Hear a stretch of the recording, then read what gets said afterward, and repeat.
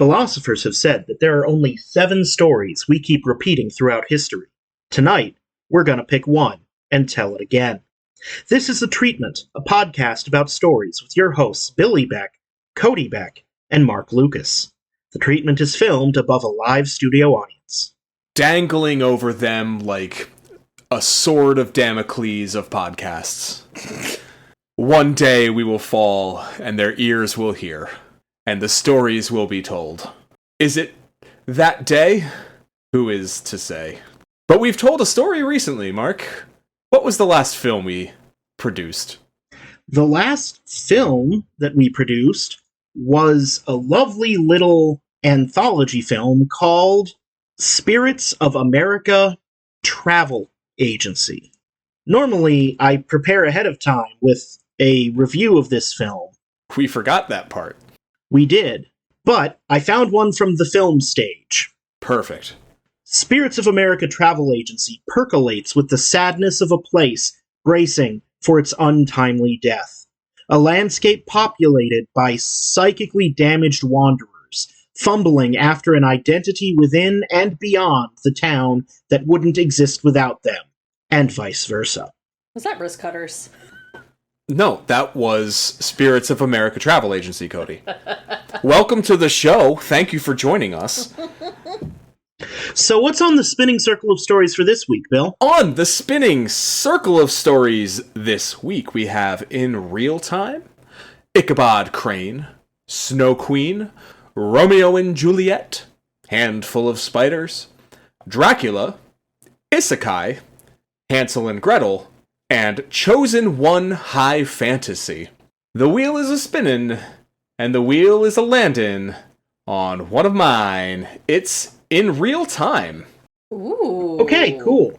I think I know what this means, but just to be sure, Billy, what is In Real Time? So the idea behind this is that we tell a story that takes the limited runtime of the film to occur. So it's basically a ticking clock kind of genre. The whole story takes place over 90 minutes, and we see it in... Do you remember the show 24? Because I know you do dabble in television. I was about to say, like the episode of The Simpsons that parodied 24.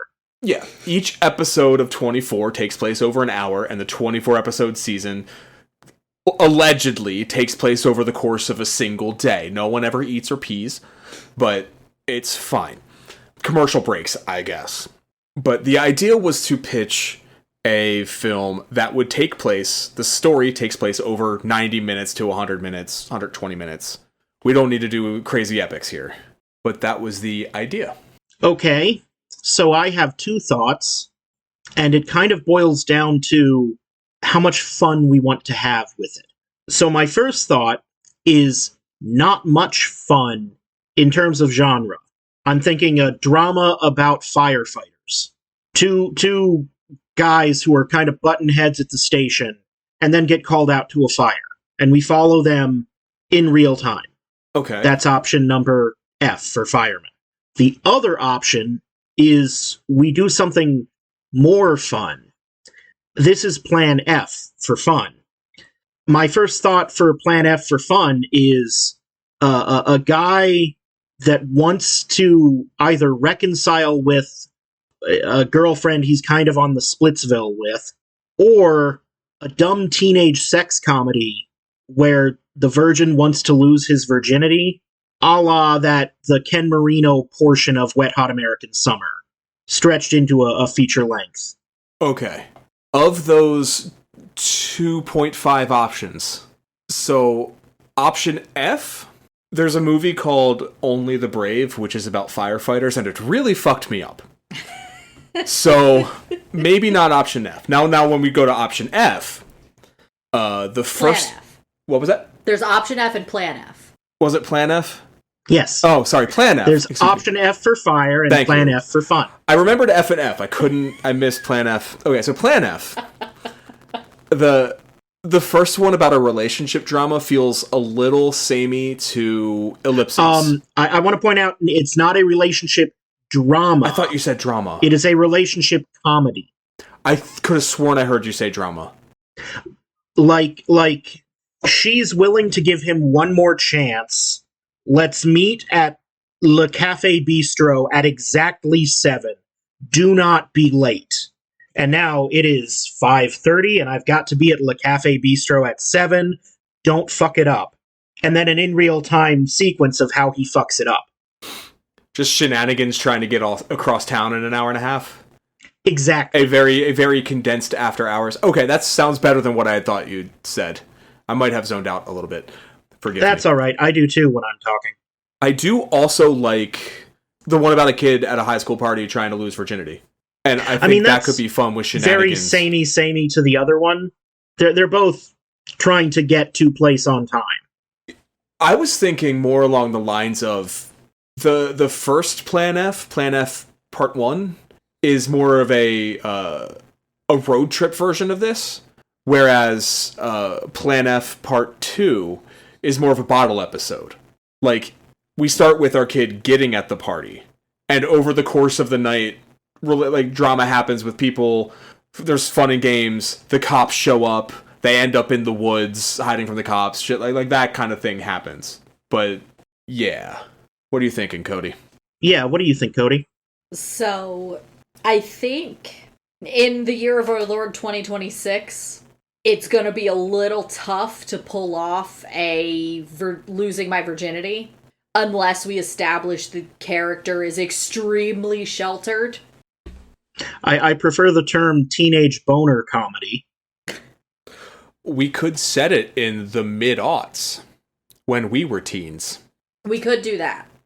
I'm just thinking with a more modern lens, those comedies have not necessarily aged well or been treated with affection.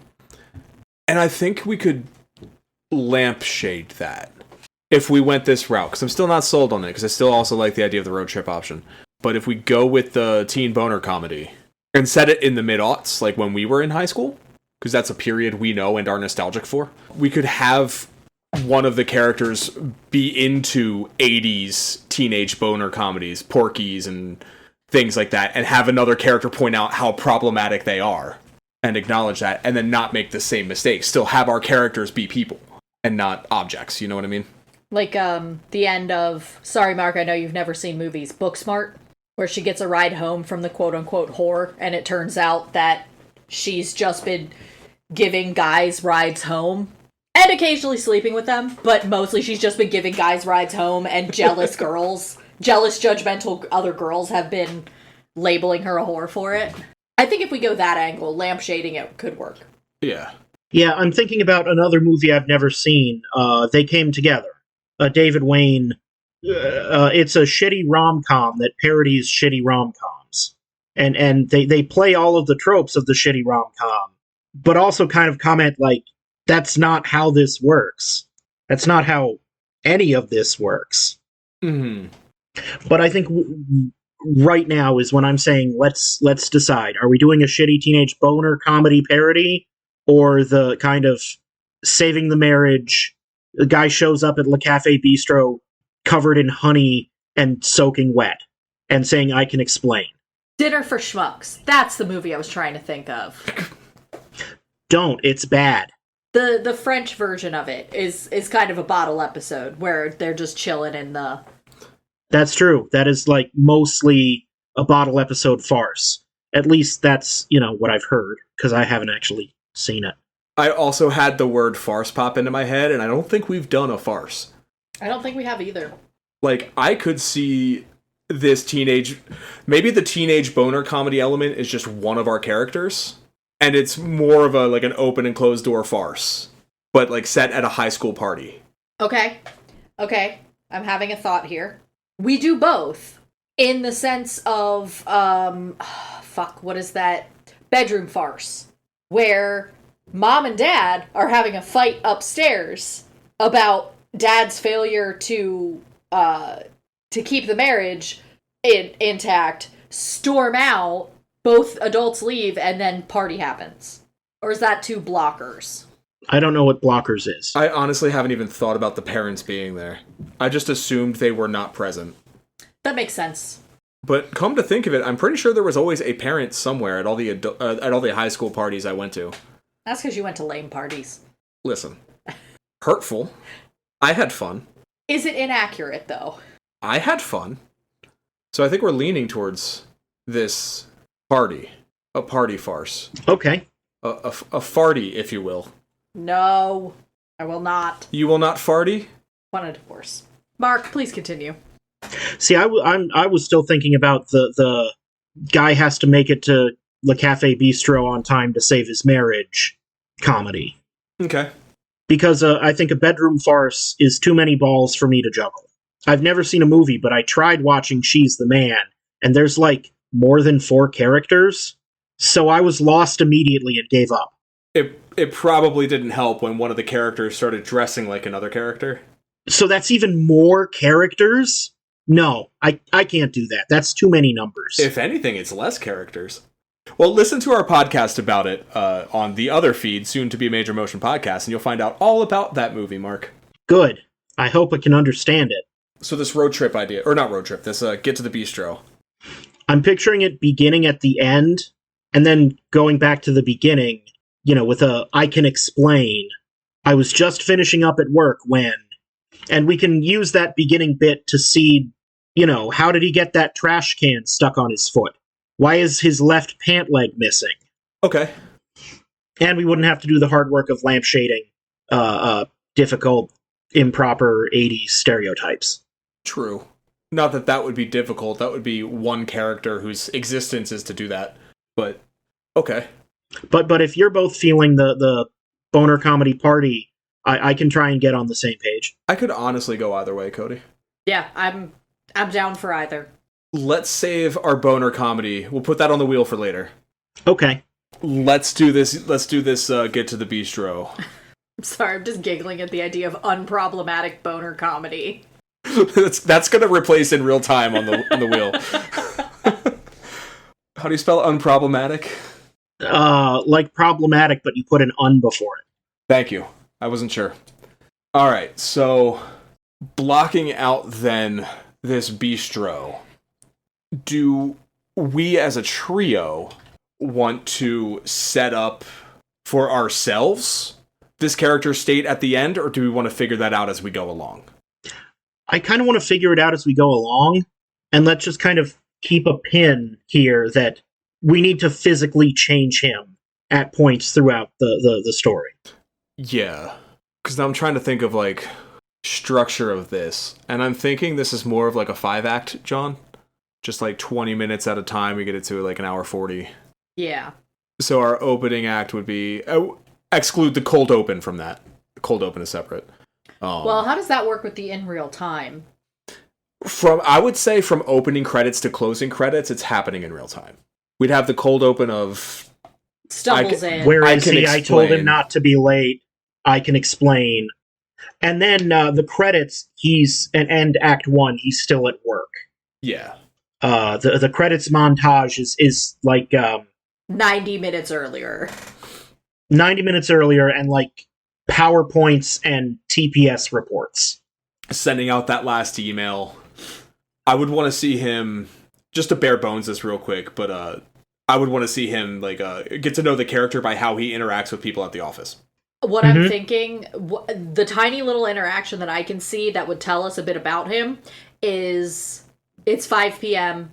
and it's like his team status or legally distinct teams, Slack, whatever messaging app.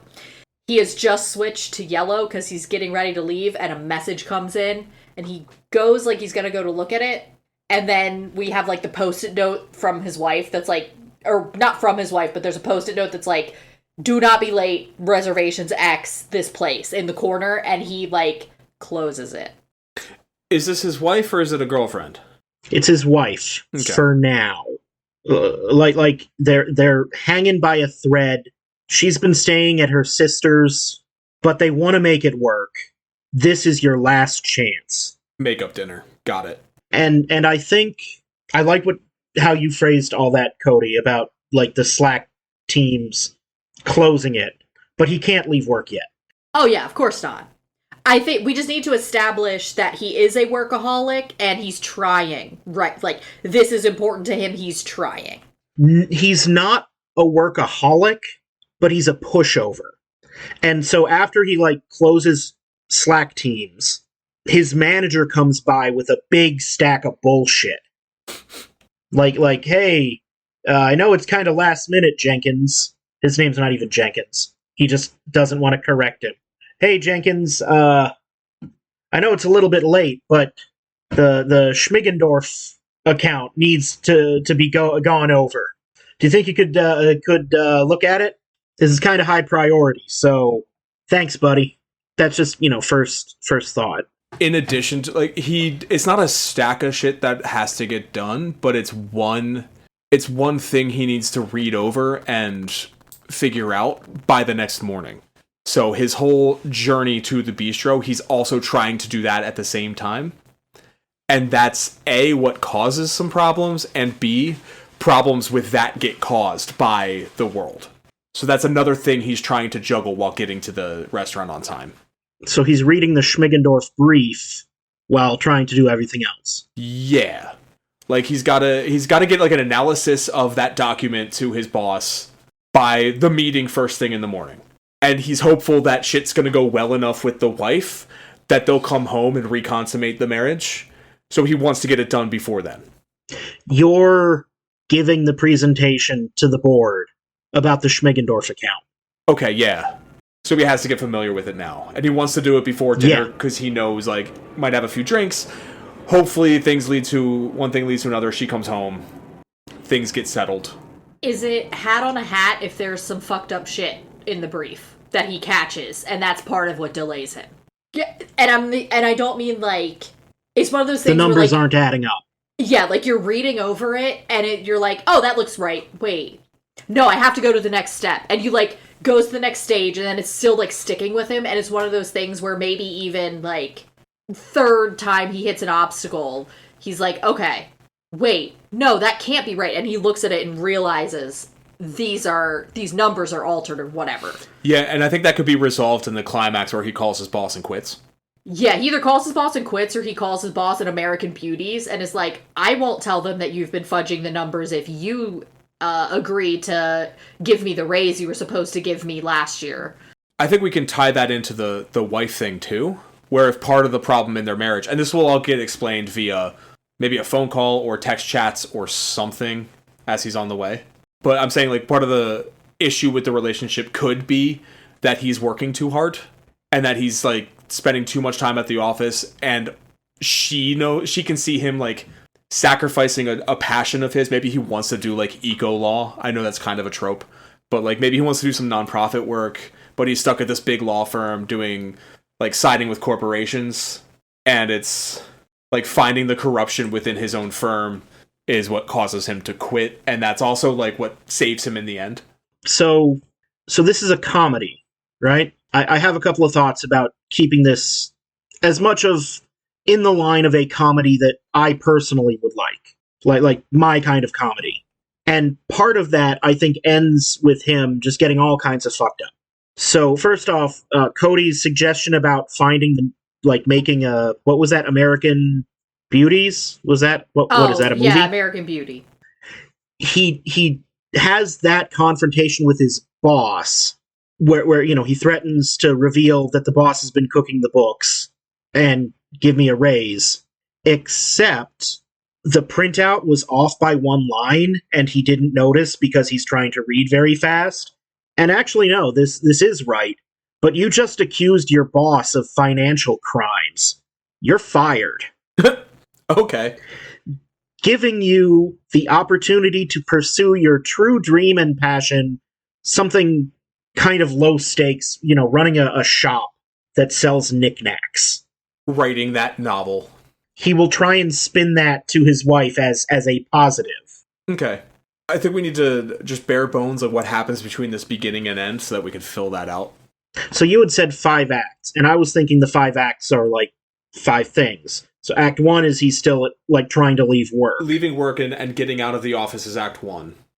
I'm thinking Act 2, his plan was to drive to a gym where he has a membership, specifically because that's a place with changing rooms, and he changes from his work clothes into the nice suit that he has in the back seat. Okay. So I was thinking he drives home to get ready and the car breaks down. So that just blend the two. His plan is to go home, shower, change, and then drive to the bistro. But the car breaks down just as he's leaving work. So he has to take the bus, and he decides instead of going all the way home and then all the way back into town, I'll just take the bus to the gym and shower there. So Act 1 is work, Act 2 is getting to the gym. Mm-hmm. Someone steals his shoes. And yeah, something happens at the gym. Someone steals his shoes or someone steals his suit. Someone steals his wallet. Not wallet, phone. No, I need him to have the phone. Oh, okay. Because he has to be in contact. Someone steals his pants, which has the wallet in them. Okay. And then he has to make do with pants from the lost and found. They don't steal his pants. Somebody else puts his pants on and leaves. Because they have the same brand of pant. So he puts on the wrong pants, and in the pockets is somebody else's shit. Theft by accident. Yeah. He doesn't even realize it till he gets outside. Yeah. That and he can't even... Because his pants are not his pants, he can't even get back in because his key card. Yeah. But he's got that other person's car keys. Yes. So he steals a car. Yes. No. The other guy doesn't have a car. Bus pass.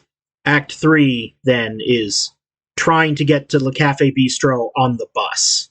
And the strange people you meet between the bus and the metro. Mm-hmm. We've already had the bus, though. Him getting to the gym. Maybe the car breaks down, at the gym, or across the street from the gym. Okay. And it's just convenient. Yeah. He has his suit with him because he picks it up at the cleaners leaving work before the car breaks down. Okay. Yeah. So he leaves work, hits up the cleaners to get his suit. Mm-hmm. Car breaks down outside of the gym, where he goes to change. He unwittingly exchanges pants with a stranger, and the stranger takes his wallet and car keys. But he has this stranger's wallet and bus pass? Yeah. A Metro card. I mean... Yeah, tap card, whatever you want to call it. Yeah. And there's a lot less money to no money in the wallet. But that's fine, he has his phone. Also, maybe the pants are a size too small. So the other guy wouldn't have noticed. The other guy maybe thought he lost a bunch of weight that day. And it's just oh, my pants are feeling big. I'm feeling good about myself. He was just on cloud 9 when he left the gym. But our boy puts the pants on, barely get him to button. And of course, this will lead to a big tear down the ass of them at some point. I was going to say, if they're too big, that's how we get the leg torn off. If they're too small, there's asshole tear. Yeah. So just act, bonesing out the act. There's work, gym, public transportation. Yeah, public transportation. And I feel like above ground. It's above ground because I also want there to be public transportation below ground, and that's kind of where I want shit to get wacky. Yeah. Oh, I was thinking it would be funny if, just based on our experiences that we have had, oh, just kidding, the metro is closed. Just at this stop, to this stop. The most convenient things that you could, and that's why he does the bus.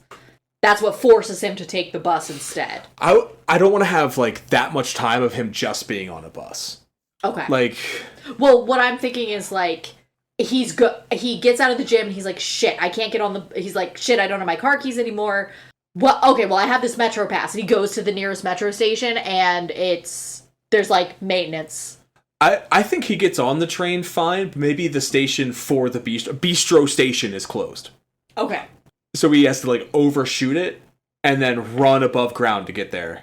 Le Cafe Bistro is at the corner of, Broadway and 73rd. The next station is Broadway and 209th Street. There's, 2 or 3 stations in a row closed. Yeah, I was gonna say, it's what I'm picturing is oh, we're actually doing an extension to the line. So, Bistro Station, the one before Bistro Station is open. And then Bistro Station and the next 2 are closed. And so he doesn't realize that Bistro Station's closed. They don't play the announcement until it's like the doors slide shut and it's like, Bistro Station is closed. The next open station is X. And he's like, fuck, trying to get off, but he can't. Or even like they make the announcement and somebody asks him, like a stranger asks him a question during the important part and he just misses it. Mm-hmm. That actually happened to me once. I was meeting a van at like 181st Street, but every station from like Times Square to 200 was shut down on the same line. Oof. And I had to haul ass like a really long way. That sucks. But this isn't a therapy podcast. We're making up a movie. Yeah. So Act 1, he's leaving work. Act 2, he's at the gym getting changed. Act 3 is him with the Metro. Act 3 is the bus. Act 4 is underground. It's the subway. And then Act 5 is that final mile. Trying to hail a cab, checking the watch, trying to grab a bike, like stealing a bike from a kid or a skateboard from a guy, getting on a police horse. This is where we get a lion Wacky Town. Scooter, and it won't work. Well, he doesn't have his phone. Oh, no, he does have his phone. He has his phone. He has his phone. Yeah.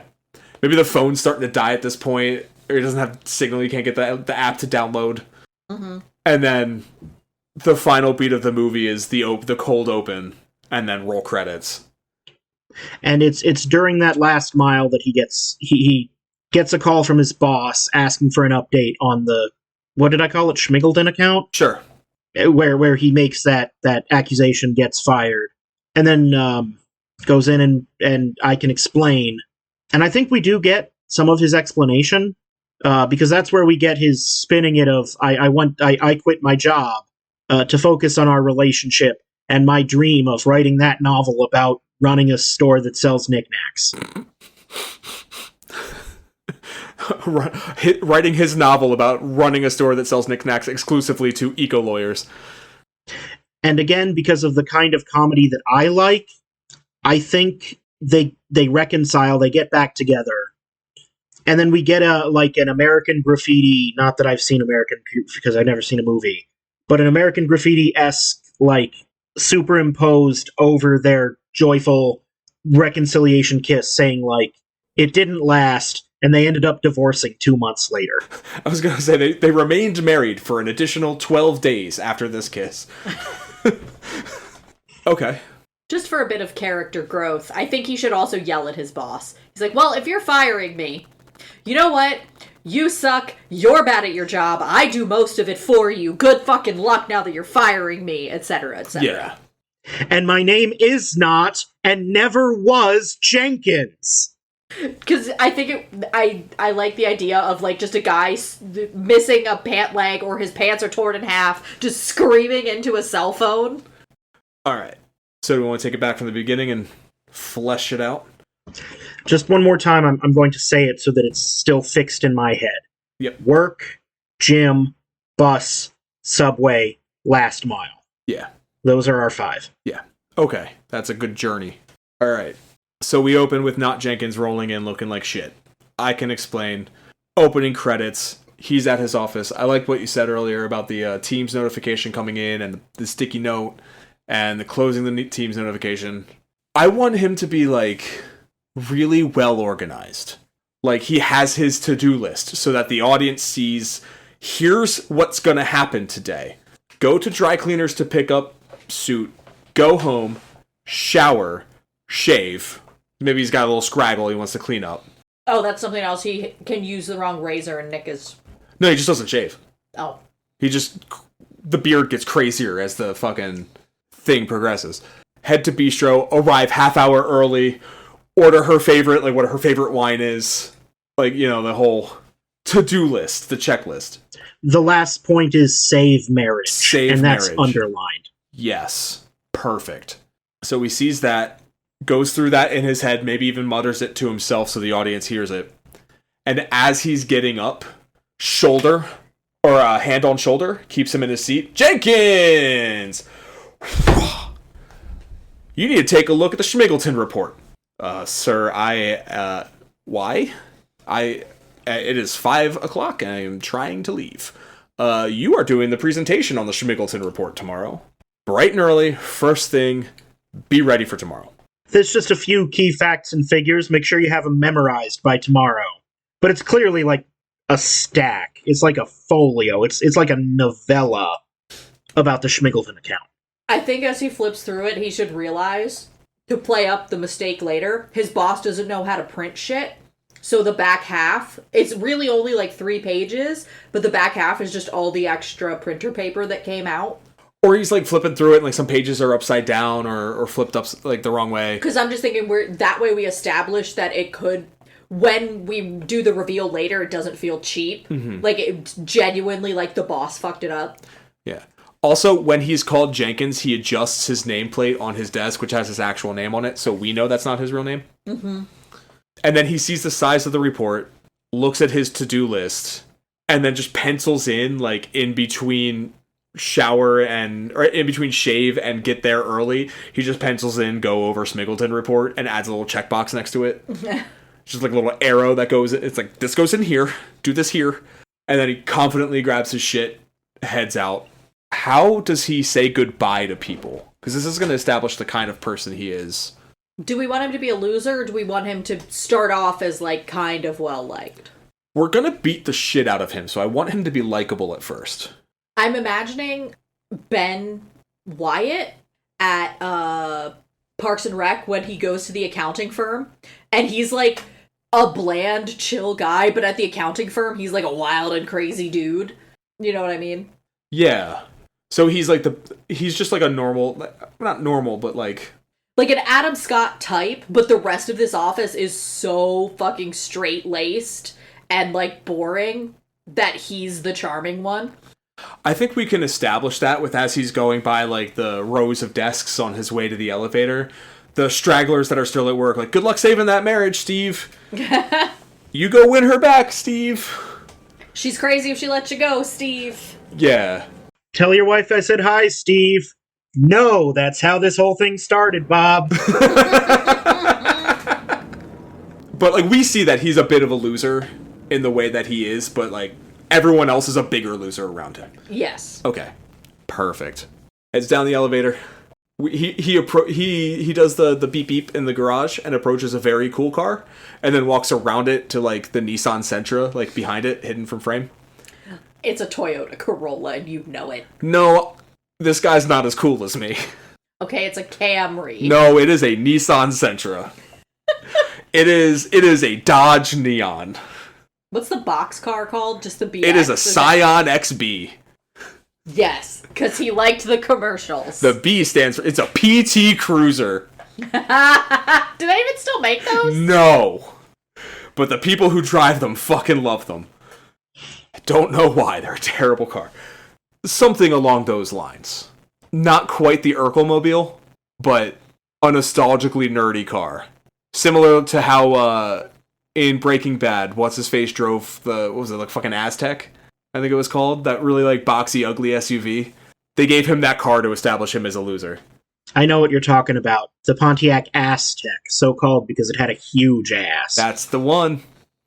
The tech Yes. made no sense because it had none of that. All ass, no tech. Okay. Does PT Cruiser work? Yeah. Yeah, sure. Alright, I like that. Because it would break down. He pulls out the garage, heads down the street, maybe fiddles with the stereo a little bit, because we've got to keep this in real time. He can't be that far away. Yeah. He gets stuck in a little bit of traffic and uses this as his first opportunity to review the Schmigleton account. I was gonna say, what if he gets stuck in the elevator for, like, a minute? Because I'm thinking the elevator at my job, it's broken down enough that we all get a little nervous when the doors won't open immediately when it settles. Only for a beat. Yeah. Just like hits the door open a couple times. It's like, am I stuck? Oh no, there it goes. Okay. Yeah. When we were in college, I remember specifically I was talking to a professor after class, and we were both, like, walking towards his office, which was on a different floor, so we had to take the elevator. But we got really deep into a part of the conversation, and I remember he, like, used the elevator stop knob so that we could keep talking in the elevator. I'm thinking 2 other more charismatic people do that without even realizing that our boy is, like, behind them and in a hurry. So it's not that the elevator's broke. It's that, like, somebody else is being an asshole and making him a little bit late. Yes, for now, I could go either way on that. There might be a better place to put that situation of two people are just having a conversation and holding him up somehow. You know what I mean? But if a better place for that doesn't occur to me, that works. That totally works. Okay, that's fair. That's a fun beat. Yeah. So he goes out of his car, pulls onto the road, gets a little bit of traffic. I would think the first thing he does in traffic is call his wife to let her know he's leaving work now. He's going to head home and shower, and then he'll be on his way. He'll be there on time. Everything's going according to plan. Well, he's not calling home. He's calling his wife. That's what I said. He's calling his wife. Oh, I'm sorry. Did I say home? I might have said home. No, what you said was call his wife. He's leaving work. He's going home. And my brain went, call home. Yeah. That's on me, not Okay, you. no worries. I think every time he talks to his wife, she needs to say the phrase, "Don't be late." And that's got to be, like, the last thing she says. Instead of goodbye. 3 times throughout the story, he reaches out to her, and the conversation ends with "Don't be late." Mm-hmm. I think the first time she says it, because he's calling at 5 and the reservation is at, like, 6:30, she's like, it's kind of light and playful, like, don't be late. And then the second time, it's a little more serious. And the third time, she's like, are you serious? Don't be fucking late. Yeah. So he's sitting in a little bit of traffic. I like the idea at a red light, he pops open the Schmiggleton account and starts thumbing through it, and then somebody honks at him because he missed the light turn green. Mm-hmm. Maybe that's how the car breaks down. Like, he hammers the gas and over revs it, and he just hears a pop, and then the smoke and the chuk chuk chuk chuk chuk sound, and he has to pull over through 3 lanes because he's in the middle lane or left lane, and has to get all the way over, pull over by the gym. Before that happens, though, he goes to the dry cleaners. Shit! Yeah. Sorry, you're right. Which does not invalidate what you've said. That still happens. But first, he goes to the cleaners. Maybe this is where the conversation happens. Oh, yeah. It's like the regular and the owner are just, like, chit-chatting. Yeah. It's a bit tropey having, like, the receptionist on the phone having a personal call when somebody's in a hurry. But I think it works a little bit better if it's 2 people, like, actually there. Mm-hmm. And he's just, like, he's got his ticket, he's waiting patiently in line, and he's like, there's only so patient I can be, and excuse me. 1 second. So anyway, I was telling her, you know, and maybe this is the first time he gets a little bit forceful or direct, and then is immediately apologetic.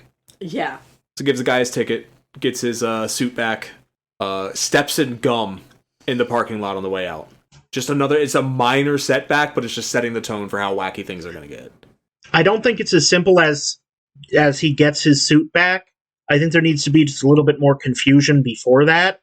They give him, like, a flowery pink prom dress. Ooh, yeah. And then he has to kind of argue with the dry cleaner. You know, this isn't mine. Well, you know, it's your ticket. This isn't my dress. How can you tell? I'm not a size 3 or whatever. Also, I left a suit here. And the resolution is as simple as the person behind him. Excuse me, I think that's mine. And like the card can be one of those numbers that... I was just thinking, like, the ticket says 802, and he flips upside down. Oh, it's 208. And then he goes back and gets the right one. Yeah. Yeah. That happened to me at the post office recently. They gave you somebody else's prom dress at the post office? Yep. I also think he has to, like, interject and interrupt the conversation again to be like, please, this is not mine. Yeah. Yeah, definitely. Yeah, for sure. I think the first time he doesn't, like, verbally interrupt them, he rings the bell. Mm-hmm. Like, reaches around the person and rings the bell. And they don't even break the conversation. He just hands the ticket, the guy takes it and grabs the stuff. The conversation continues while he's in the back. No, see, I'm thinking, like, the 2 people talking are off to the right. The bell is, like, on the counter to the left. He goes up, rings the bell, the person on the other side, I'll be with you in a second, rings a couple more times. Again, to refer to a movie I've never seen, because I've never seen any movies. Wet Hot American Summer. Mm-hmm. You know the scene where Paul Rudd has to pick up the plate from the floor that's only on the floor because he threw it there for no reason? Yes, I do. See, I'm thinking something like that, where, like, ding, ding, ding, I'll be with you in a minute. Ding, ding, ding, ding, ding, ding. Like floppily marching his way over. What? I here to pick up. Like slumps his way to the back. Like a grown man toddler. yes, a grown man throwing a little tantrum. Yeah. And then goes back to his conversation, which we then interrupt verbally. This isn't mine. Goes back into the conversation with, before I was rudely interrupted, as I was saying. And then he has to rudely interrupt to get his proper shit. Yes. Yeah, okay. That's a good build on that. So he heads back to the car, steps in gum on the way. And Cody, you had a good idea about the gum? He says something when he steps in the gum. He's just like, haha, I hope this is the worst of my troubles over now. Or something like that. Like, I hope this is the worst thing that happens to me tonight. No. Do it the other way around. Steps in the gum. Could things get any worse? Could I have worse luck than stepping in gum? Woe is me. Yeah, something like that. Gets in the car, gets back on the road, bumper to bumper traffic, starts reading the Schmegelton report at a red light, gets honked at, slams on the gas. Alternatively, what if his foot sticks to the brake pedal because of the gum? So, like, he has to, like, rip his foot off, and it, like, jerks the wheel and stuff, and he just hits a pole. Because he just loses control of the vehicle because his foot gets stuck. It's the accelerator. Yeah, to something. So when he, like, jolts, jams his foot down, now he can't slow down, crashes into a pole. Yeah. Like And, go ahead. I was gonna say, like, how does he... Like, it just happens to be lucky that he's at the gym parking lot when he does it. Yeah. So he pushes the car into the gym and just parks it. Mm-hmm. With one shoe. Yes. Because his other one's still stuck to the accelerator. Yeah. Muttering about how that's the stickiest gum ever. Extra sticky. Maybe we just see billboard ads for extra sticky gum earlier in the film. Or later in the film. I was gonna say. Just make it a thing. He pushes his car into the parking lot of the gym, and then opens the back where he has his gym bag. Yeah. He takes the bag and the suit into the gym, because this is where he's gonna shower and shave. And I think he either calls his wife again at this point, or at least he has his to-do list on his phone, as well as written down by his computer. Like, he has more than one copy of a to-do list. Yeah, I want to see him edit the to-do list as he goes. That's the kind of winner this guy is. Oh, yeah. I say, like, I don't have... I definitely use the to-do function of... or the task function on Google Calendar. I mean, I can't really slight you there, because I was about to say, and I actually do use the stylus in my phone. Jeez. Nerd. He uses his phone stylus to add at the gym after shower and shave. He just, like, crosses off shave because his razor's at home. No, I think he keeps a spare razor in his gym bag because, like Cody mentioned, I want him to cut himself. Okay. It's not like the good razor. Gotcha. And I think he gives up shaving partway through. He's got a portable electric razor that runs out of juice halfway through. I was gonna say that dies halfway through. That gives him embarrassing facial hair. Like, just because of the way that he shaves, it gives him like a handlebar mustache that connects to the sideburns, but nothing on the chin. You know what I mean? A Martin Van Buren. Yeah, the fucking Triple H in 2004. I do like the idea of him going to cross off shave and then remembering he has a portable razor. He crosses it off, and then, or he's like halfway through, stops, finds it in his bag, flicks it on, it buzzes, flicks it off, and then like erases that, just adds at gym to shave. Yes. And then I don't think he calls her until he's waiting at the bus station. I don't want him to call her again. Okay. Because at this point, he has no reason to. He can still make it on time. He just crashed his car. Right, but he's trying to keep her happy. Fair. Yeah, I think he's taking the shower to figure out how he's going to broach it. So that's how we kill the time while he's showering. Because again, this is in real time. We're going to see the whole shower. So while he's in the shower, he's going over in his head, I got in a car accident. No, that makes me sound stupid. My car broke down. She'll believe it. It's a shitty car. No, she'd never believe that. That car is awesome. Yeah, he figures out what he's going to say to her, which we'll figure out when we get to it. I'm going to say, for the sake of convenience that this takes place pre-Lyft and Uber. Yes. Like, all the cell phones are flip phones. That's also why he's not texting her. Yeah, or not flip phones, but he's got like a BlackBerry or something. That's where he's got all of his notes on. Yeah. Or an older touchscreen phone. I think it's funnier if this does take place in a universe with Lyft and Uber, and he literally never thinks of it. Regardless, we shouldn't mention it. I think we should see like Lyfts and Ubers in the background, and he doesn't realize, oh, I can do that. Or, I mean, what if he tries to download the app, but he's worried his phone's gonna die? So he just doesn't. No storage. No storage. No storage on the... He's out of storage on the phone. Because, like, this guy is the kind of nerd that would fill his phone with 1,400 downloaded podcasts he thoroughly intends to listen to eventually. You're up to 1,400? Yeah, up to.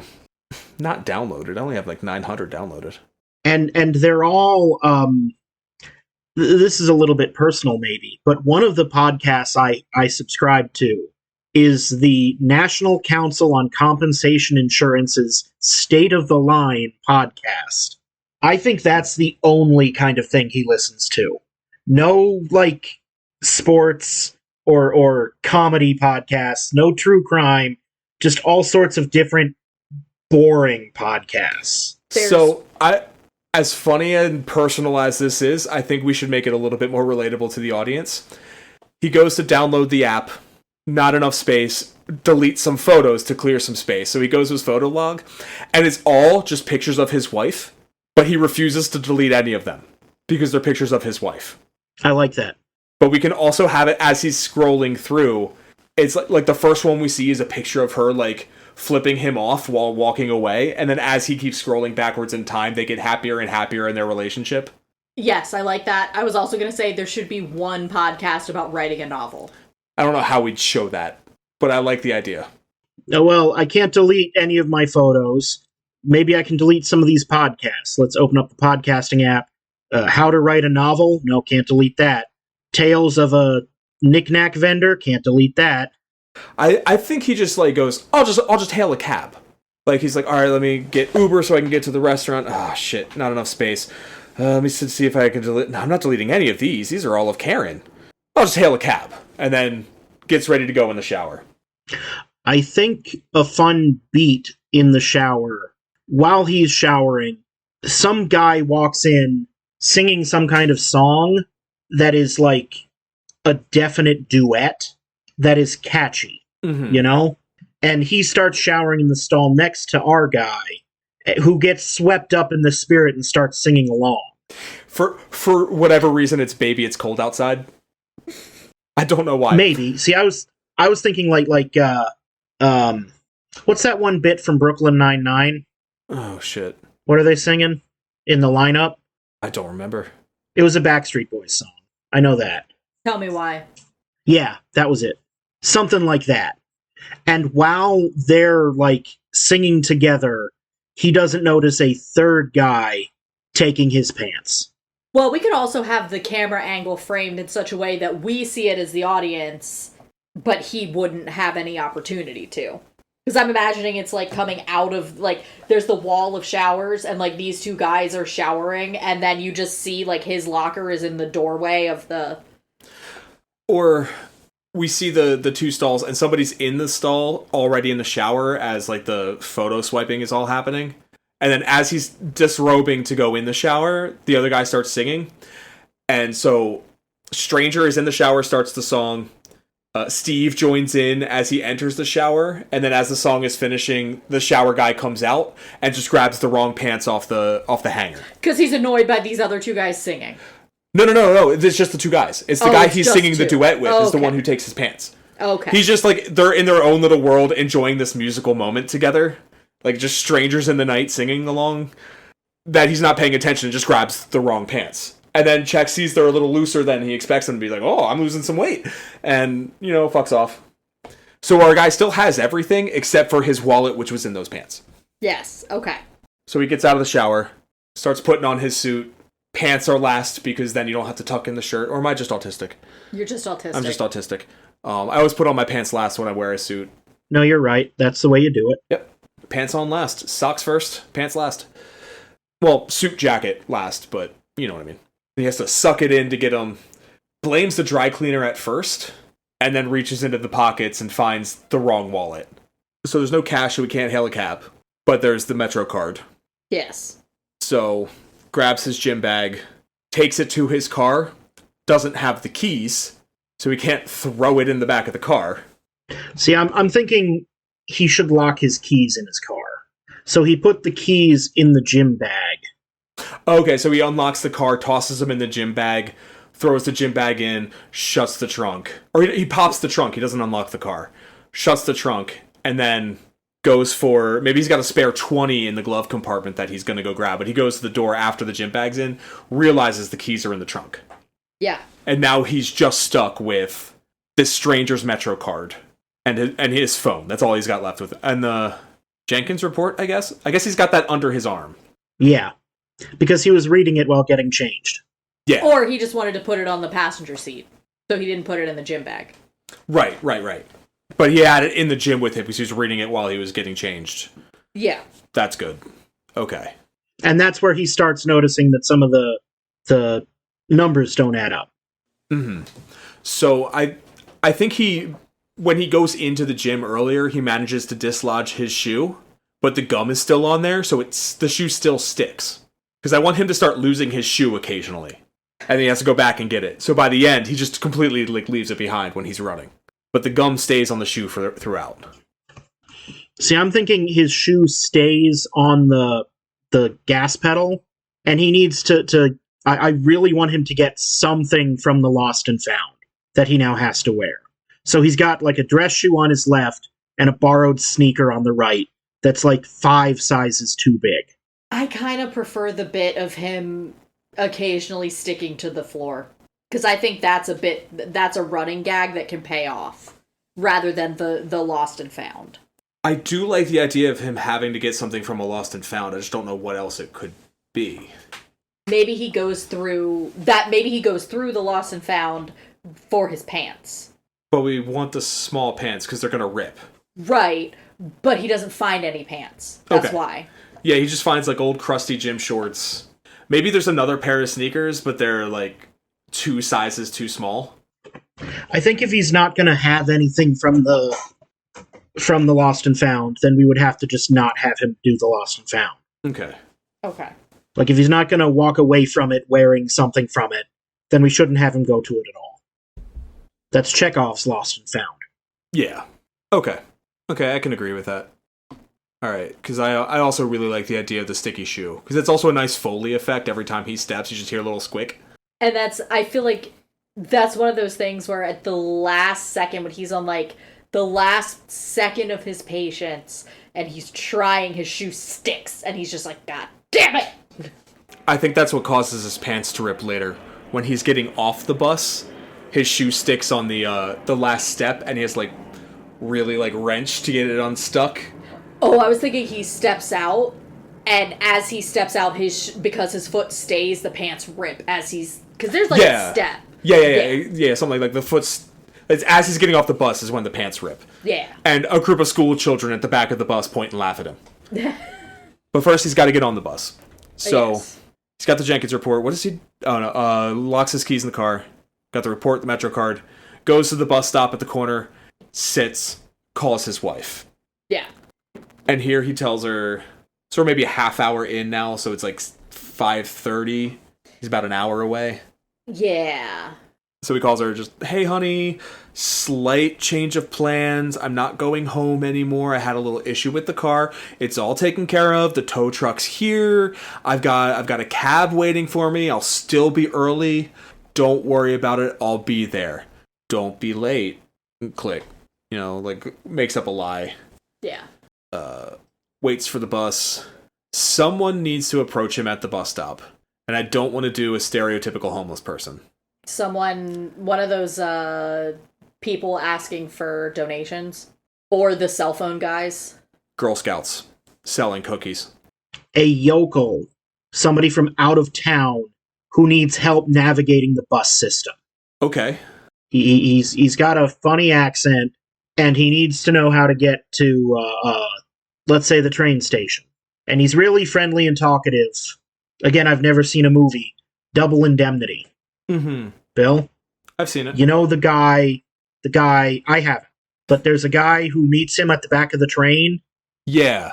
Yeah, that guy. And he's from all the way down in Oregon, don't you know? And way up there, well, we do things a bit differently. It's a guy like that guy. Like, really... What if it's like a middle-aged couple? Like, that's still that same vibe, but they explain to him that they're in town surprising their son for his birthday. So they're trying to get to this cross street. Can you help me out?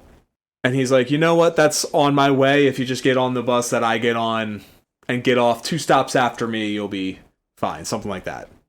Part of me wants to say it's literally Forrest Gump. I'm going to tell you my whole life story while we wait for this here bus. And then the bus pulls up. Oh, thank God. Planes, trains, and automobiles. Yeah, a little bit of planes, trains, and automobiles in here. So you get on the bus. I think this is where he sits in something wet. Is the yokel couple on his bus with him? Yes. Because they're going to keep talking to him. Yeah. So they go towards the back of the bus, and the back row is like all seats, and the row before that is 2 open seats. So he has the couple sit there, and he's going to sit in the middle seat in the back, but he sees that there's like something gross spilled there, like nachos or some shit. And he's like, okay, I won't. So he just stands there and holds onto the hooky.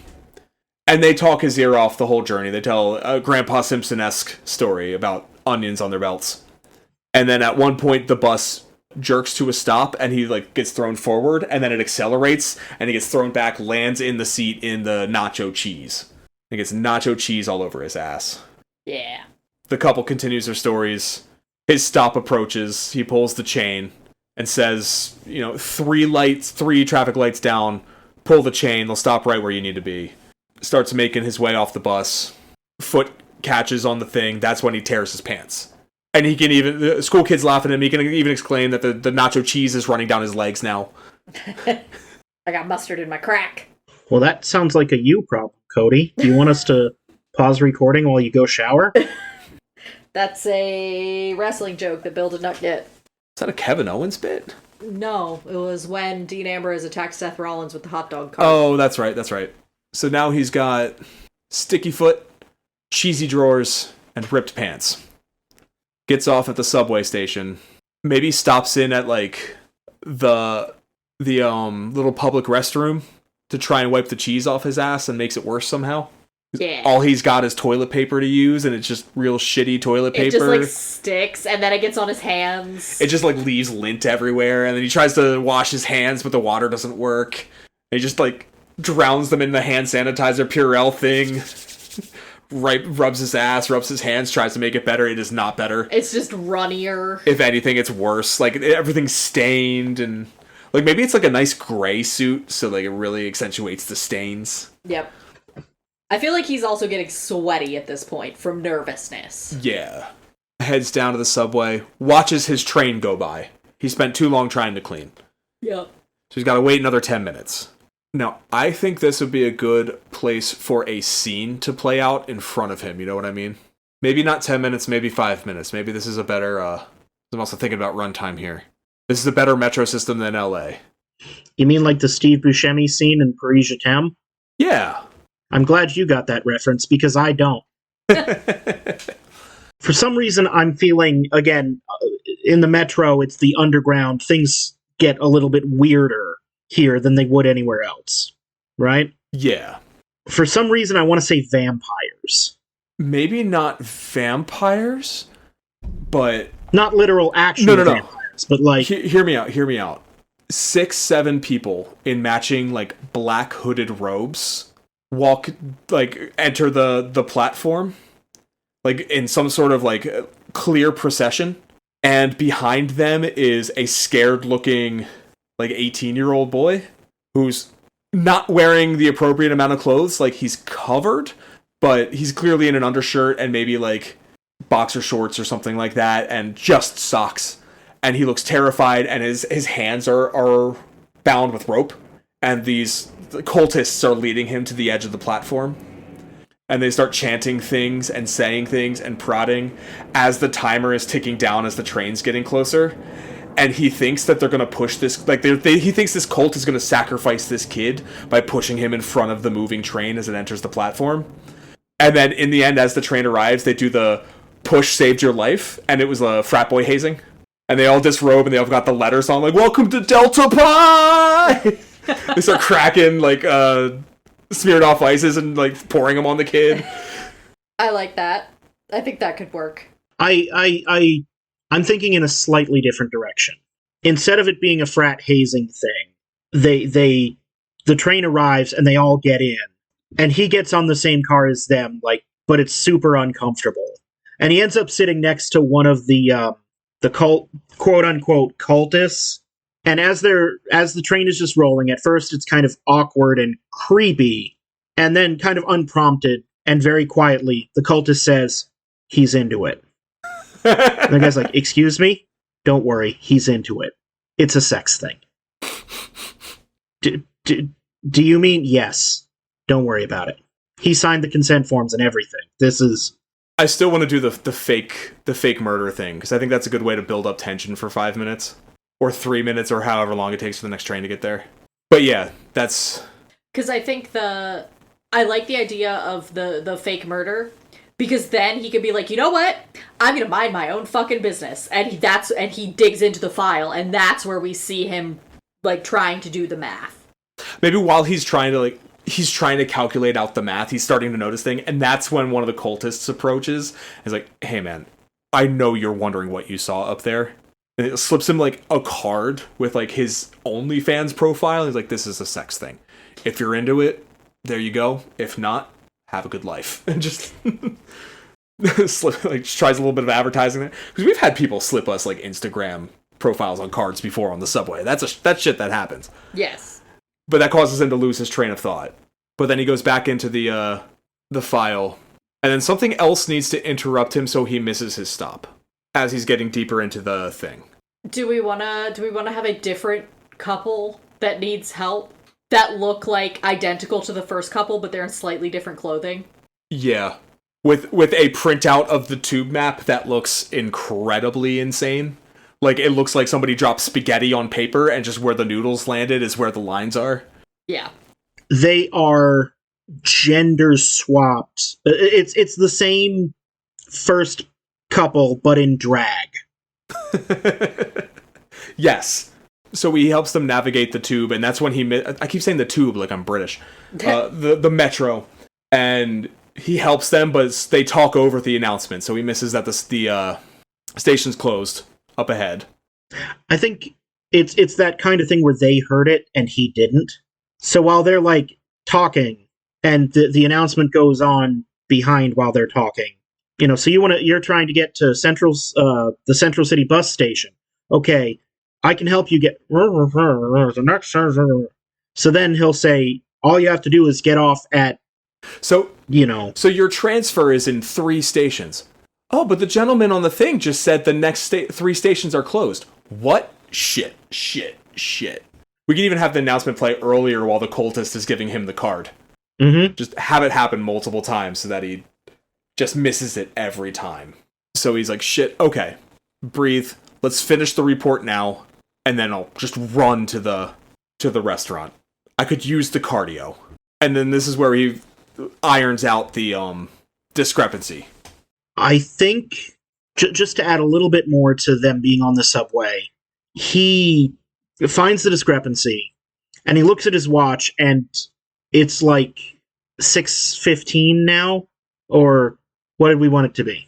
For him to, yeah, I'm probably going to be late. Like 6:15. He tries to call his wife, and can't, because they're underground. And he has, an all is lost moment, where he freaks out a little bit about, I'm going to lose my marriage, and my boss is setting me up to hide his financial crimes. I'm going to go to jail. All is lost. And then he gets approached by Subway Jesus, who gives him, words of comfort and encouragement. Like, hey man, it's going to be okay. Everything always turns out okay. So all you have to do is try. So before we get to Subway Jesus, because I fucking love the idea of Subway Jesus, I want a rule of threes with the announcement. The first time he doesn't hear it, it's because the sadomasochist is offering him his services.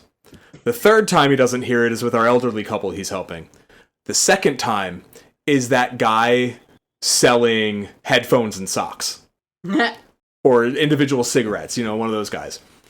But he flags that guy down, and he's like, hey man, you good with numbers?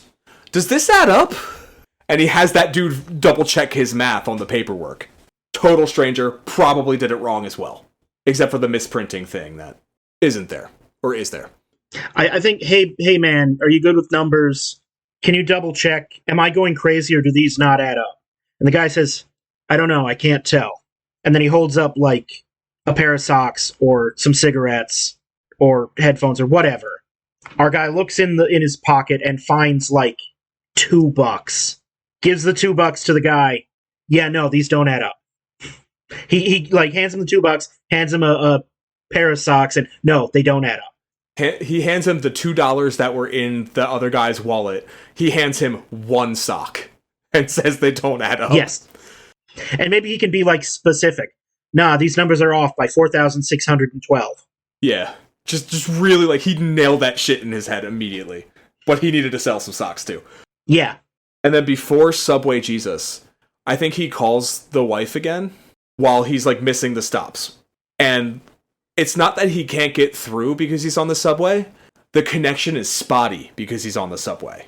So she only hears a few words and thinks, based on, we'd have to write dialogue for this, but based on the words she's hearing versus not hearing, she thinks like he's in a much different situation than he's in, or she doesn't quite understand the situation as he's trying to explain it. Maybe he even says on the phone, he's like, honey, I'm going to be there on time. I promise. I'm 15 minutes away. But that said, I found out my boss is doing crimes, and all she hears is, I've got 15 minutes to do crimes. And she's like, whatever, I don't care, just don't be late. And all from her he hears is, don't be late. And then he's like, I don't know what to do, I'm gonna be late, I'm not gonna make it. And then we have Subway Jesus give him words of encouragement. And then Subway Jesus goes and buys a pair of socks and some headphones from the guy. Has a friendly fist bump with the cultists. Subway Jesus is also selling headphones and socks. Okay, that's pretty good. But our guy, the words of encouragement just happens to end right as they're pulling up to, last chance station. Next stops are 100 and blah, blah, blah. He's like, thank you, Subway Jesus. And he hauls ass out of there before he can make the sales pitch. Yeah. Like, just Jesus yelling, do you want to buy some headphones? I think the one sock he has, he sticks in his belt loop in his back to cover the crack, or the tear in his pants, as like a tail. Yes. Just a little bit. And now we've got the race. The final mile. And this is where he needs to get extra fucked up. So I think he's gonna get out, check his watch, and be like, if I sprint, I have enough time. It'll take me 10 minutes to get to the restaurant. That's enough time to call my boss. And that's when he calls his boss. No, the boss calls him. Okay. I think the boss is going to call him. Yeah. Because it's one more obstacle. So he knows which way he has to go, and he starts at the crosswalk where it says stop. He can't cross yet. So he's doing stretches, and he's telling himself, like, okay, it's 15 blocks. I could do this. Cardio, breathe, stretch, the pants rip a little bit more as he does this. He like pushes his way to like kind of the front of the thing so he can get ahead of the crowd of people. And as soon like he's watching the cross street light as it's turning yellow, as it's turning red, he knows he's about to go. The little man walks up, he goes, the shoe just stays behind. He loses the shoe immediately. He's like, oh fuck, shit, no time, and just books it. Yes. Because then that means he now has to start dodging things with that foot. Yeah. There's broken glass somewhere. He steps in dog shit with that foot. Knocks into a kid with an ice cream cone, and he's got ice cream rolling down his front. You know that thing where people will like hawk wares on the side of the street? Mm-hmm. I think he just straight up steals like a flip-flop or a slide, Just while running by, kicks his foot into it. The guy yells, hey man, and as he runs away, I'll pay for it later. Wait here. Mm-hmm. Something like that. I think he takes like a scooter from a kid or something like that, or a bicycle. He sees a bicycle leaning up against a wall and just grabs it and starts pedaling, but he gets maybe a block before he realizes it was up against a wall because had a flat and it was in front of a bike repair shop. So he can't get very far with it. And then he gets maybe a block, like he can see the bistro. He's a block away and he's stuck at another stop. He can't cross yet. And that's when his boss calls. Another obstacle. There's a park that like interrupts the street he's on, and he runs through the fountain. Ooh, I like that. So when he gets there, he's soaking wet. And then after that, one of the blocks is blocked off for pedestrian traffic, and they want you to cross, and he's like to the other side of the street to keep going. And he's like, there's no time, and he hops in, and he like lands in wet cement and fucks up a new sidewalk. And he's also got sidewalk. That means he'll also have cement on the bottom of his wet pants. No, it takes his other shoe. One of the pant legs gets caught in the wet cement and rips off, and that's how he ends up with one pant leg. Maybe even like guys are working on scaffolding, and some of the cement like gets poured off a scaffold and like ends up right down his shirt too, or some paint, something like that, like ends up down the front of him. Really fucks him up there, but he gets a block away, and that's when the boss calls.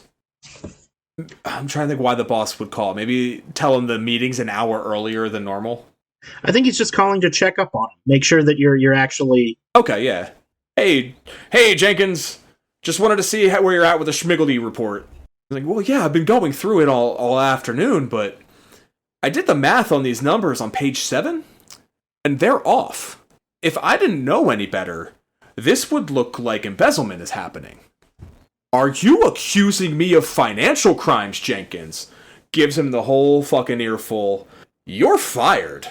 You can't fire me. I quit. I don't want to work for, well, there goes your severance pay. Just add a wrinkle in there. The light changes. He arrives at the bistro all fucked up. Right at 7:30. Like, we see her, as this is all happening, like, it cuts back to her as she checks her watch every couple minutes. And then she sees the second hand roll around to the top of the hour at 6:30, and she's like, welp, stands up as the door opens and he walks in. How late is he? He's not. He is there precisely at 6:30. Because she, at precisely 6:30, she stands and the door opens and they make eye contact. I can explain. But then we get the climax. After the I can explain, he gives the climactic, like, end of a rom-com speech about love and reconciliation. Tells her that he quit his job to focus on their marriage and his passion of environmental bookshop writing for knickknacks. Yeah. And she just kind of takes one look at him and is like, man, no one else would have you, but I love you. Yeah, like she looks at him like, you really went through it, and somehow you are on time. That's all I asked. I just wanted you to be here for this tonight. I should have asked for more. That's on me. But yeah, big speeches. Maybe he goes in for a big hug, and she's like, no. Because he's like a fucking mess. Yeah. They do the little, like, she tilts her head up and does, like, the smoochy kiss, so they have, like, the minimum of the minimum of human contact. As they're having this conversation, like, the host at the front of the restaurant is like, you cannot be here in this condition, sir. You have to leave. And she's like, don't worry, sir. I'm taking him home. And then on their way out, like, McDonald's on the way home. I think he's allowed to stay, but then he remembers that he doesn't have his wallet. So, like the last bit is as the waiter is giving them the menus. By the way, did you remember to bring your purse? That's a good joke to end on. And like, yeah. That's solid. Like, did you bring your purse? And then, like, a needle drop of a song. And the closing credits start. And then we get the pictures of them and the like you said, the American Graffiti, what happened next. Their marriage lasted an additional 25 days. I want to say that specifically the song is that L is for the way you look at me. I forget what that song is called, but that is the needle drop song for the... But like a ska cover of it. just to add to the goofy of what we're doing. So, our couple gets divorced pretty quick. The first elderly couple had a wonderful birthday with their son before telling him they're getting a divorce. No. We get a follow-up from the sex cultists, a follow-up from Subway Jesus. The boss ends up running for Senate and winning. Okay, I like that. What other wacky characters did we meet? The gym guy, the guy who got his pants. He was disappointed to find somebody else's wallet in his pants. He was less disappointed when he opened the wallet. He was disappointed. He was disappointed to find somebody else's wallet, learning that he did not, in fact, lose 2 inches of waistline. Yes. He was less disappointed when he saw what was inside the wallet. Yes. There's one for the one receptionist at the gym, and their thing is something like, Wanda was only in this movie for approximately 40 seconds. She did not add much. Bob, from the beginning, when he's saying goodbye to everyone in the office, Bob and Karen get married 2 months later. The tell your wife I said hi guy, if you forgot. Yeah. Okay. I remember. But our audience probably doesn't. Yes. I want the headphone salesman's total profits of the day. Like, he makes way more money than you'd expect selling shit like that on the subway. Anything else we wanted to add to that? No, I think I feel like we've got about as much as we need. I think that's a fun little romp. Yeah, I think so too. And it's all in real time. Yeah, which was the goal. And it's spiritually very different from Ellipsis, which was also in real time. Go back and listen to our episode on Screen Life. So I guess now we'll get into casting? Yeah. I was about to recommend Olivia Colman, but I don't know how old she is, but she was born in the 70s. That's about what I was thinking. I'm thinking this dude's like probably 50. How old's the couple asking him for help then? 60s or 70s? You said middle-aged, my love. With modern medicine? Do we want to make them 40s? Yeah, I think so. Alright. Damn, Olivia Colman was a good shout. What about Leslie Mann for the wife? She was born in the 70s as well, so she's 54. Ooh, she's good though. Because I'm thinking she was in This Is 40. Yeah. Which is kind of about... I'm not mad at that. I don't want to go straight to Paul Rudd for Steve. Yeah, same. Paul Rudd is Bob. Steve Yes. Carell. Steve Carell's in both Crazy Stupid Love and Dinner for Schmucks, though. And Date Night. Yeah. Which this has very date night energy, I feel like. I haven't seen that. A Steve Carell type for sure, though. Yeah. Rainn Wilson? What about like an Ed Helms? Oh, Will Forte. Will Forte, yep. Will Forte's perfect for this Will shit. Forte. Yep. Yes. Oh, yeah. So Will Forte and Leslie Mann. Paul Rudd is Bob. Yep. Okay, I'm going to take a really big swing here. Tracy Morgan, Subway Jesus.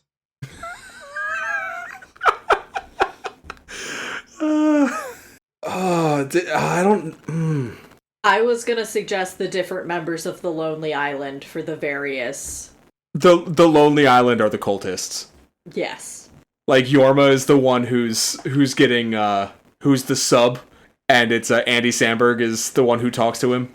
Yeah. And we see, who's the third one? Not Yorma. Akiva Schaffer. Keith. That's the one. Oh no, Akiva Schaffer, sorry, he's the one who's half naked and bound. He just looks more pathetic. One of the middle-aged, like the couple that appears twice, I want one of them to be John Travolta. Oh my god, yes. Actually, yes. Fuck it, make the other one Christopher Walken then. No, see, I want a male and a female, and for them to both then appear later in drag. I'm just trying to think of, like, Glenn Close. a character actress. Glenn Close would be very funny. I was gonna suggest Idina Menzel. Okay. That's also very funny. So Idina Menzel and John Travolta as the Rubes from Out of Town couple, and then both of them in drag as the other Rubes from Out of Town couple. Yes. I like that. If we don't go Tracy Morgan for Subway Jesus, what about Nick Cage? I was gonna say Willem Dafoe. I was also thinking Willem Dafoe. Because We that's like... just did Nick Cage in Haunted America. Did we? Yeah. He was the Bigfoot hunter. Oh, you're right. Go back and listen to that episode. It's really good. It I is. promise. It's a good one. Happy 4th of July. 2 weeks ago. Yeah, let's do Willem Dafoe. Because I feel like he's going to bring a weird amount of gravitas. He is. But he'll also get the assignment. Yes. Also, it's extra funny because of Last Temptation of Christ. Yes. That was the idea. His boss. Is Wallace Shawn still alive? I believe Wallace Shawn is still alive. Martin Sheen. Oh, Martin Sheen's pretty good too. Although we're getting old with those two. We're getting like real old. See, I'm picturing more of not Alec Baldwin, but closer to Alec Baldwin than Wallace Shawn. You know? Yeah, I get you. Closer to Tony Danza than Martin Sheen. I hope that these descriptions are helpful. What about like Idris Elba? What about Gary What about Daniel Cole? Craig? Oh, Daniel Craig. Okay. But he's like likable. He's a good actor. Fair. And also this is a comedy. Part of the joke is that it's Daniel Craig. Fair. I was going to say Gary Cole. Office Space. Looking him up. He feels too blue collar. Okay. I mean, the other joke could be John Hamm playing on Mad Men. Oh, that's a good shout too. That is a good shout. Yeah, let's go John Hamm. Let's go John Hamm. Yeah, he's another one who would understand the assignment. He had a bit part in Parks and Rec. He just kept getting fired every episode. Do we have our sock salesman, our money guy, our numbers guy? That's Morgan. Okay, yeah, that works. We should also have it that he's playing himself. In this universe, Tracy Morgan sells socks on the subway. Yes. And makes bank doing it. I got a real head for numbers, dog. Oh no, I'm breaking! Giggle, giggle, snort. And then somebody snooty is the maitre d' at the bistro. Hang on. John Dujardin. Perfect. Yes. I think that's a cast. There's one more that I wanted to say, but I don't, not only do I not know who she is, I also don't know exactly how to Google her. But, Over the receptionist at the gym? yes. I'm thinking, like, there's a really attractive young lady in, I want to say, like, Samsung commercials or something, where she plays just, like, the receptionist at the store. Okay. You know what I'm talking about? She Is it just Kristen Bell? I would be disappointed if that's Kristen Bell. It's probably not who you're thinking of, but in that same vein, Milana Vaintrub? I don't know how to pronounce Milana it. Vaintrub. Vaintrub, thank you. Milana Vayntrub. I was wrong. It's an AT&T commercial. Is this her? I don't know. I didn't look up Milana Vaintrub. Look her up, because I'm pretty sure she's in ATT ads. Or she was. Maybe? I can't look at the whole gallery. It's only showing me one picture at a time. But yeah, I guess. Yeah, let's go with Milana Vaintrub as the... If she's not who you were thinking of, she's close enough. It is. It's Milana Vaintrub. Okay. Her as the gym receptionist who's only in the movie for like 40 seconds and does not contribute much. Perfect. Okay, so I guess we need a title? Yeah. My first thought is Don't Be Late. That's good. Yeah, I was thinking That's solid. Don't Be Late or something like Last Ditch Effort. Get him to the Greek bistro. Yeah. I think Don't Be Late is strong. Yeah. I'm fine with that. Yeah. Nailed it in one. Hell yeah. And the poster, I think it's his to-do list, except instead of to-do list, it's Le Cafe Bistro, 6:30, don't be late. Triple underlined. Yeah. Next to the picture of like her and him on his desk. Yeah. Yeah, the poster is his desk, and that's front and center is the checklist or the to-do list with the don't be late at the bottom. But we get other elements of the story, the forever sticky gum, like maybe there's a pack of that on the desk. There's the Schmiggelbaum report. There's, the dry cleaner ticket is on the desk. Little elements from the start. Who's the dry cleaner? That was one we didn't cast. You're right. John Turturro? Or a John Turturro type? I'm not mad at that. Okay, as long as he can throw a hissy fit, that's the important part.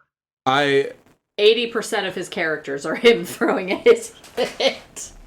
I was gonna say Ken Jeong, but that's probably racist. I mean, I was thinking Italian. The only thing is I think Turturro might be a bit old. Yeah. But I want, like, that type. Giamatti? If Turturro's too old, Giamatti's too old for sure. What about Rob Riggle?